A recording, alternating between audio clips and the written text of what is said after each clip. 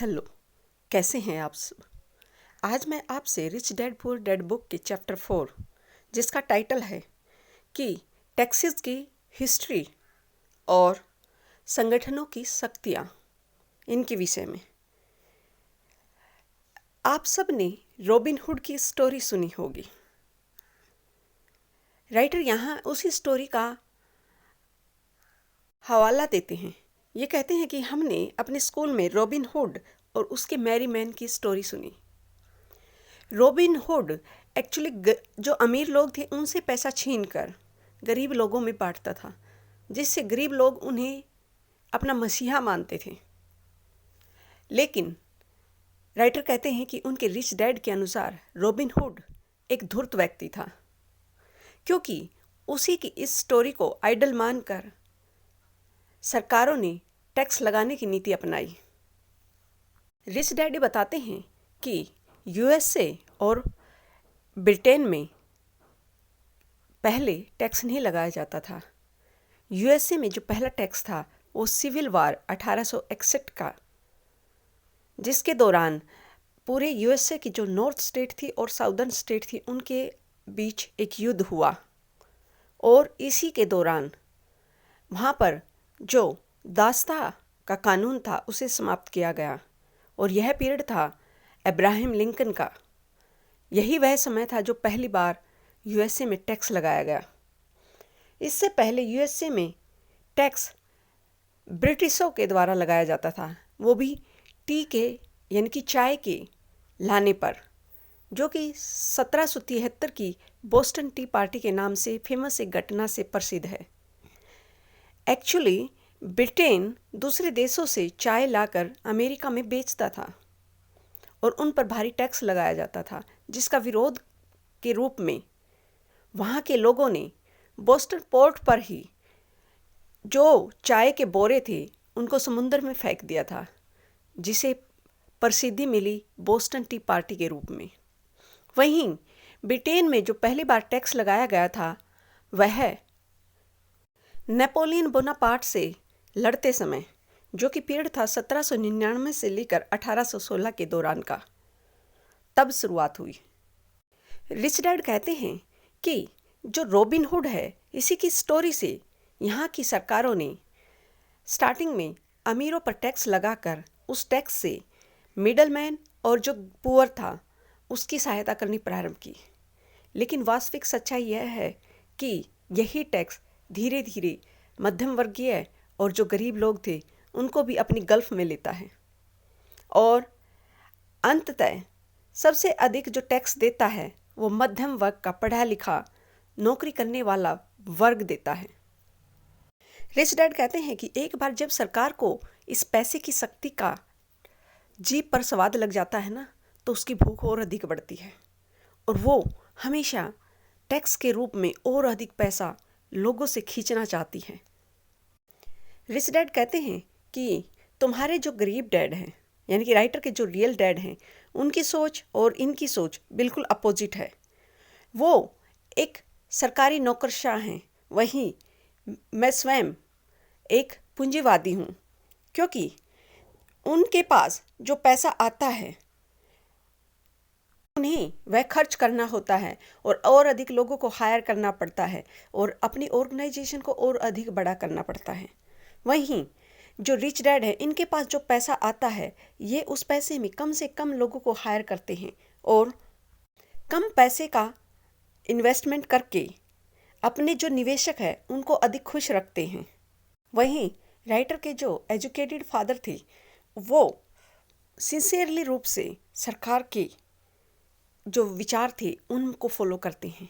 वे अपने समय में वहाँ के जो प्रेसिडेंट थे जॉन एफ कैनेडी, उनकी विचारधाराओं से बहुत अधिक खुश थे, और स्पेशली उनका एक आइडिया था पीस कॉप का। एक्चुअली ये जो पीस कॉप थी वहाँ के लोगों के द्वारा निस्वार्थ रूप से दूसरे देशों के गरीब लोगों की सहायता करने के लिए बनाई गई थी, जिसमें राइटर के जो एजुकेटेड फादर थे वो भी भाग लेते थे और कई बार दूसरे देशों के में जैसे फिलीपींस और मलेशिया, थाईलैंड, इन देशों में वे हेल्प करने के लिए गए थे। रिच डैड जो गवर्नमेंट एम्प्लॉय हैं इनको एक तरह से लेजी चोर बोलते हैं। वहीं जो एजुकेटेड डैड है वह अमीरों को एक तरह से लालची धूर्त की संज्ञा देते हैं। राइटर कहते हैं कि रिच लोग अक्सर टैक्स नहीं देते, वहीं सरकार अक्सर उन्हें और अधिक इनिशिएटिव देती है ताकि वो लोग अपने बिजनेस में और ज़्यादा इन्वेस्ट करें और जॉब क्रिएट करें। वहीं इसी इनिशिएटिव के कारण इन लोगों पर जो टैक्स का बर्डन है वो कम हो जाता है, और वहीं सरकार जो इनिशिएटिव देती है वो भी अक्सर जो टैक्स कलेक्ट करती है उसी से देती है, और यह टैक्स अधिकतर कलेक्ट किया जाता है मिडल मैन के द्वारा। जैसे अपने यहाँ पर ही जीएसटी टैक्स है, वो चाहे अमीर वर्ग हो, मध्यम वर्ग हो या गरीब वर्ग हो, सब पर इक्वल मार गिरता है। लेकिन एक अच्छी बात है इंडियन टैक्स में कि यहाँ जो पर्सनल टैक्स होता है वह प्रोग्रेसिव टैक्स है, यानी कि जो अधिक कमाएगा उसको अधिक टैक्स देना पड़ेगा। लेकिन बहुत से देशों में यह रिग्रेसिव होता है, अमीरों को कम टैक्स देना पड़ता है और मध्यम और गरीब को अधिक टैक्स देना पड़ता है। आगे राइटर प्राचीन समय से ही अमीरों के द्वारा अपनाए गए संगठनों की जो शक्ति है उसका उदाहरण देते हैं कि 17वीं और 18वीं सदी के दौरान जब दूसरे देशों की खोज हो रही थी या लोग अपने व्यापार के लिए एक देश से दूसरे देश में जहाज़ों के द्वारा जा रहे थे, तो उस दौरान उन्होंने इन संगठनों का क्रिएशन किया। इसी तरह के संगठन इंडिया में भी श्रेणी कहे जाते थे, जो कि मुख्य रूप से व्यापारी लोग करते थे। एक्चुअली इन संगठनों में क्या होता था कि जो अमीर लोगों का समूह था वो मिलकर पैसे लगाता था, और यही संगठन फिर उनके लिए उनकी यात्राओं का प्रबंधन करते थे, जिसके कारण अगर कभी कोई मिसहैप हुआ, कोई दुर्घटना हुई, तो उसका कम से कम प्रभाव इन अमीरों पर पड़ता था और वह खर्चा उस संगठन के द्वारा उठाया जाता था।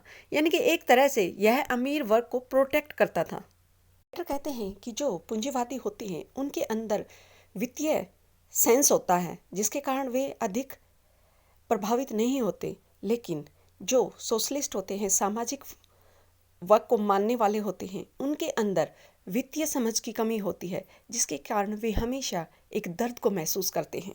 आगे राइटर बताते हैं कि किस तरह अमीर लोग पढ़े लिखे लोगों पर चतुरताई से काम करते हैं।